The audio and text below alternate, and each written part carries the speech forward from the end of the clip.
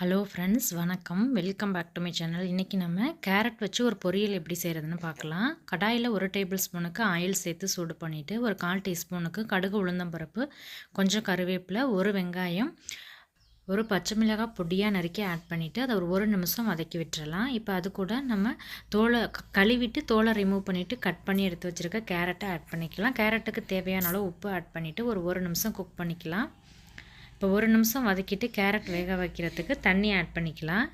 நான் ஒரு 1/2 கப் அளவுக்கு தண்ணி ஆட் பண்ணிவிட்டு ஒரு தடவை மிக்ஸ் பண்ணி விட்டுட்டு மூடி போட்டுட்டு ஒரு 2லேருந்து 3 நிமிஷம் மூடி வச்சு குக் பண்ணிக்கலாம்.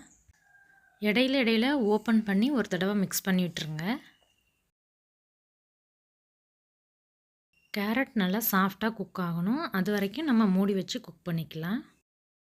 இப்போ ஒரு 3 மினிட்ஸ் ஆயிடுச்சு. கேரட் நல்லா சாஃப்டாக குக் ஆகிருக்கு.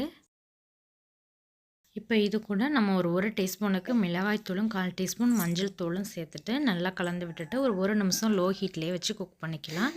இப்போ ஒரு 1/4 கப் அளவுக்கு தேங்காய் துருவல் ஆட் பண்ணிவிட்டு திரும்பவும் நல்லா மிக்ஸ் பண்ணி விட்டுட்டு ஒரு 1 நிமிஷம் குக் பண்ணிக்கலாம்.